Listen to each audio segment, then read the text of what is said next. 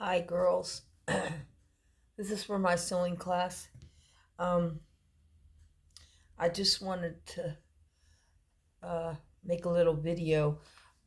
When you're base stitching, the base stitching looks like these big stitches.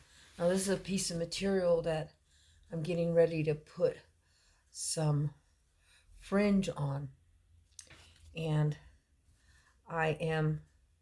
what I did, uh-oh, how'd that happen?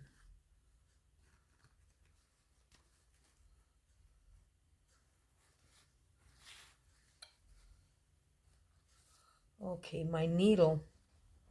You have to be careful with these needles. Let me show you. See, even even me, I can be careless. Um, this needle fell and went through the material. So to remedy that, since this is just a base stitch, is just pull it through,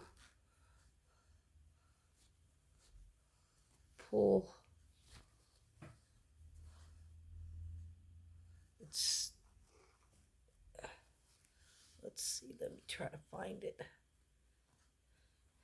You want to find the loose, you want to find the end that doesn't have the knot in it.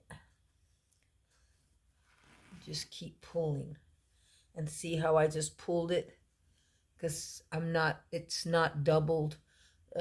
When you base stitch, you basically just use one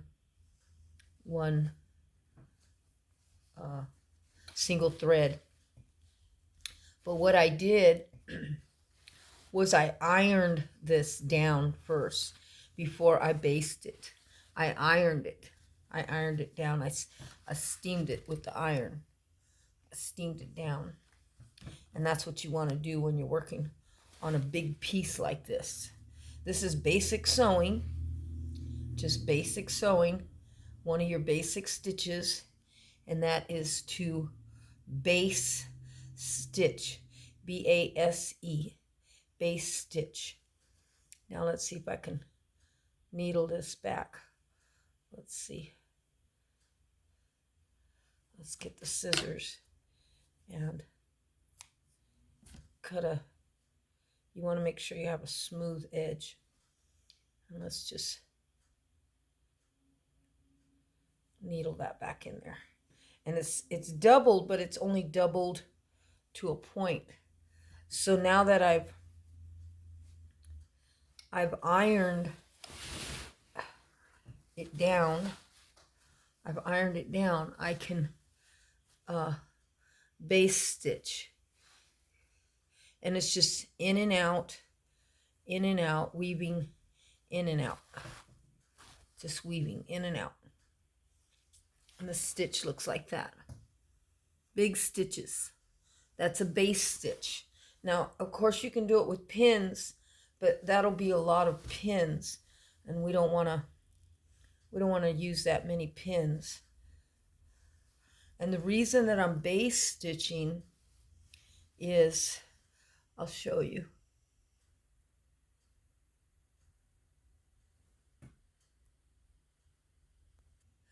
The reason that I'm base stitching is because I'm going to add this fringe to it.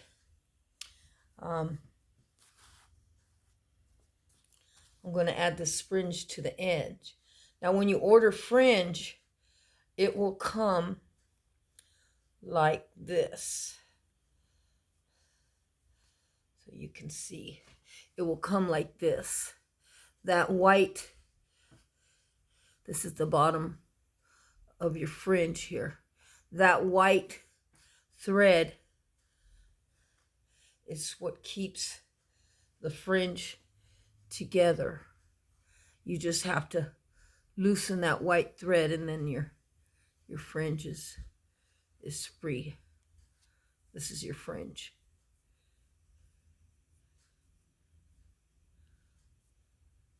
So your fringe will, when you order it, it should come like this. so that it doesn't get tangled. And it's easier to sew on that way too, which I am going to do.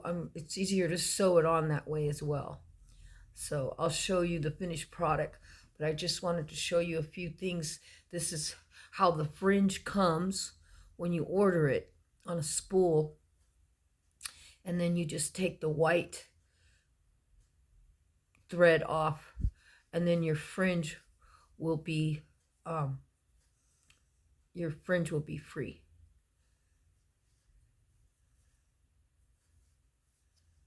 Okay, I'll show you the finished product in class, but I just wanted to show you the easy way to baste is to iron that down, iron a flat, use a steam iron and iron your material down, and then go back and baste stitch, because it's going to make it easy. Because what we're going to do is we're going to fold it over. We're going to iron again.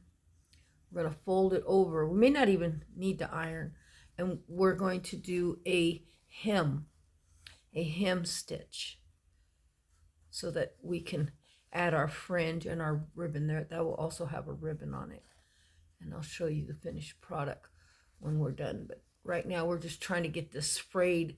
This is what's called, let me show you the other end of the material.